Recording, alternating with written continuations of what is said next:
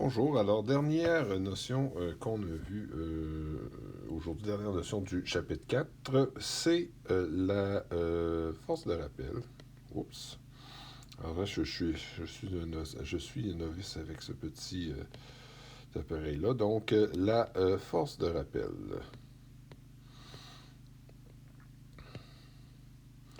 La force de rappel, ça, c'est quelque chose qu'on a déjà vu.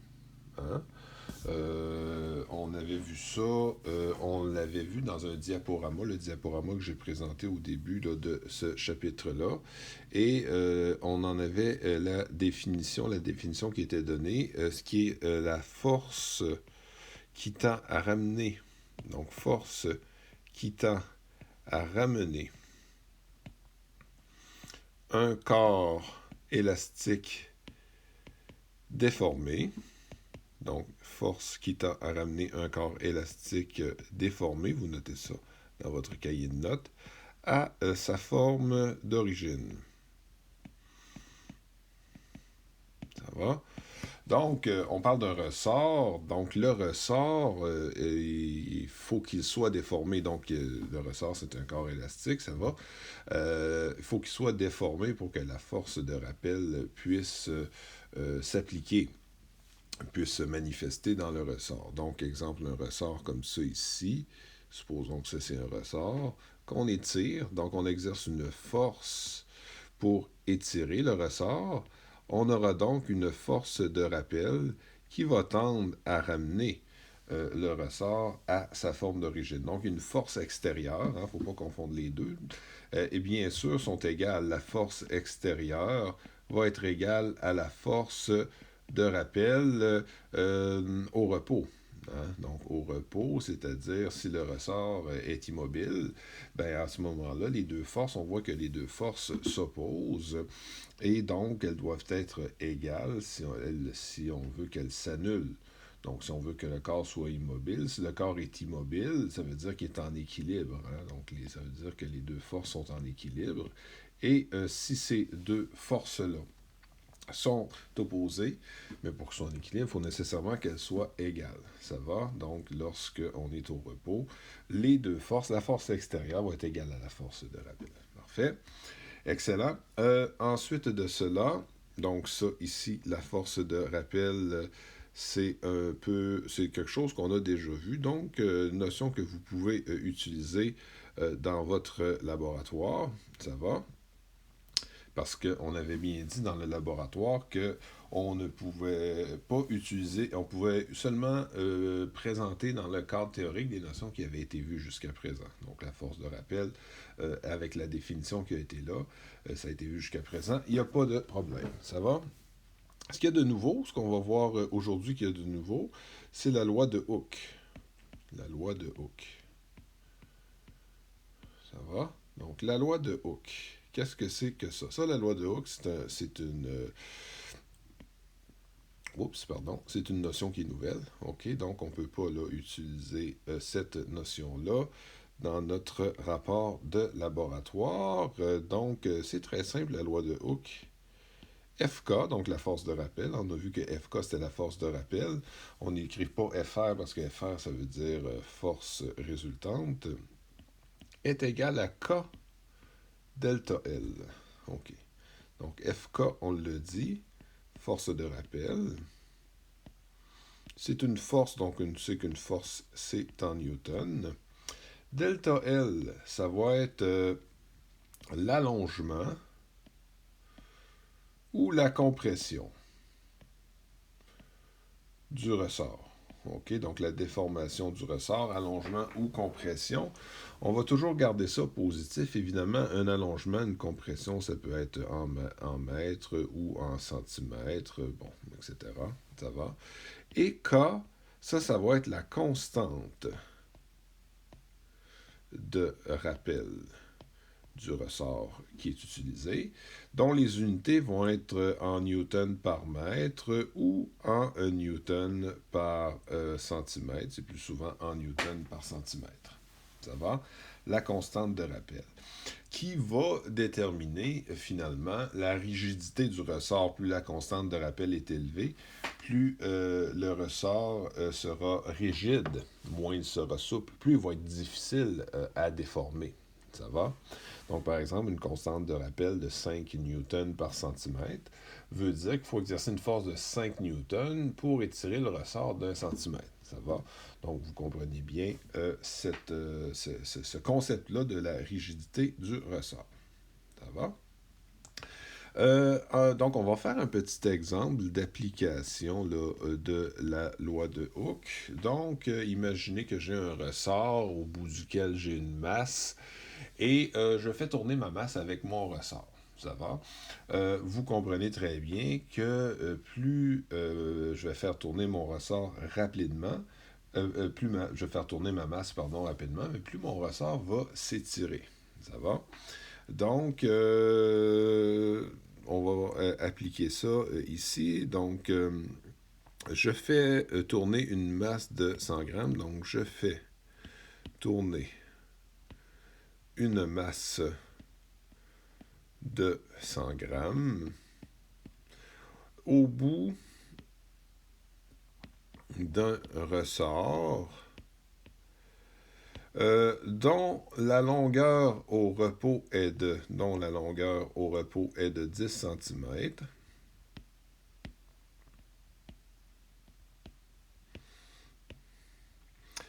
et dont la constante de rappel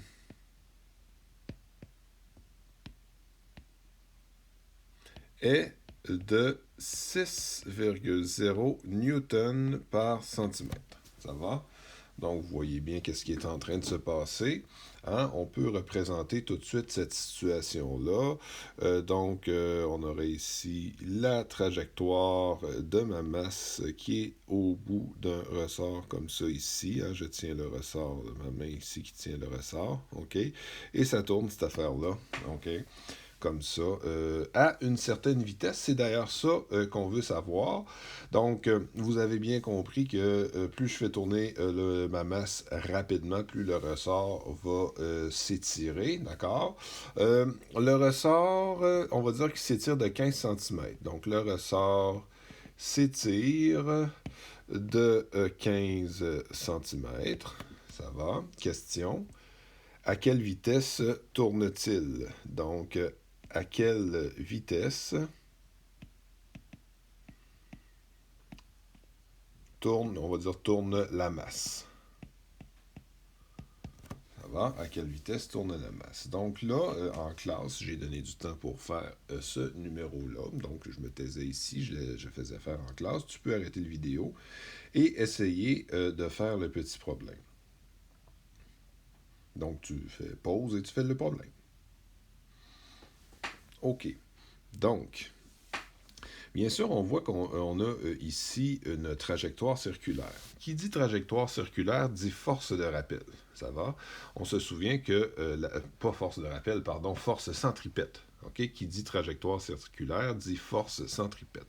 On se souvient que la force centripète, hein, comme ça, est dirigée vers le centre de la trajectoire, comme ça ici. Ça, c'est ma force centripète. Ça va?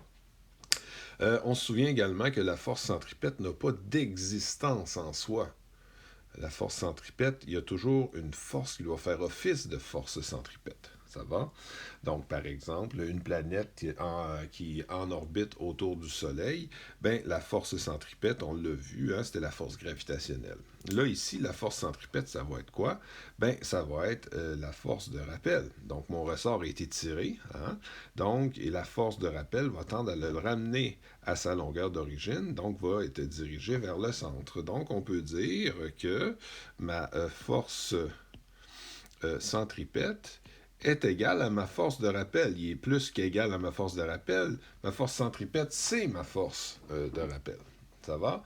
Force centripète, on se souvient c'est quoi? La formule, il faut que vous vous en souveniez pour l'examen. mv carré sur r. R étant le rayon de ma trajectoire courbe, donc de mon cercle. Hein, donc mon rayon ici, voyez-vous, ça ce serait r.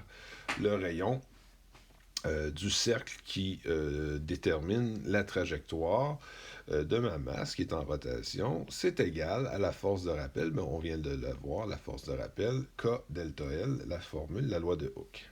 Ça va? Donc, assez simple d'isoler le V ici. V va donc être égal, je vais monter mon R, donc R K delta L divisé par la masse. Ça va? Ça, ce serait V carré. Il reste simplement à faire une racine pour avoir ma vitesse en tant que telle. Ça va? Donc, ma vitesse va donc être égale à racine carrée de R. Bon, là, si je veux une vitesse, je veux ça en mètres par seconde. Donc, mon rayon, là, je vais me questionner sur mon rayon, la valeur de mon rayon. On a vu que mon ressort au repos, il y a une longueur de 10 cm. Hein, donc, au repos, a une longueur de 10 cm. C'est ce qui est représenté ici. Puis, il s'étire de 15 cm. Il ne s'étire pas à 15 cm, il s'étire de 15 cm. Ça va? Ça va vouloir dire que le rayon va être rendu à 10 plus 15, donc 25 cm. Et comme je veux ça en mètres par seconde, ben mon 25 cm, je vais le mettre en mètres, donc 0,25 mètres ici. Ça va? Fois la constante de rappel, donc 6,0 newton par centimètre. Je laisse ça comme ça, en centimètres, parce que de toute façon, mes centimètres vont s'annuler. Mon allongement, maintenant, là, mon allongement, là, c'est plus 25, hein, c'est vraiment de 15. Quand on dit que le ressort s'étire, hein, le ressort s'étire de 15 cm, on parle vraiment ici de l'allongement. Donc, delta L, 15 cm. Je le laisse également en centimètres. Vous allez comprendre pourquoi. Divisé par la masse, c'est pas très beau ça, on va se prendre une règle pour que ce soit un petit peu plus beau notre barre comme c'est ici. Oups, comme c'est ici, voilà. Donc, divisé par la masse qu'on va mettre en kilogrammes. Hein? En physique, on travaille en kilogrammes. En chimie, on travaille en grammes, mais en physique, on travaille en kilogrammes. Ça va? Racine carrée de tout ça. Donc, il va me donner une vitesse de... si on fait le calcul, je vous laisse le temps de faire le calcul.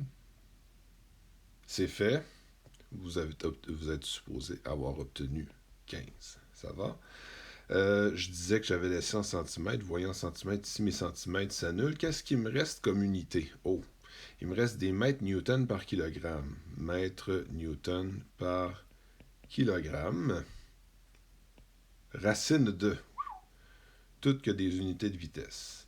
Eh bien, j'ai expliqué en classe, je ne l'expliquerai pas sur cette vidéo-là, mais je vous le réexpliquerai quand on sera en classe.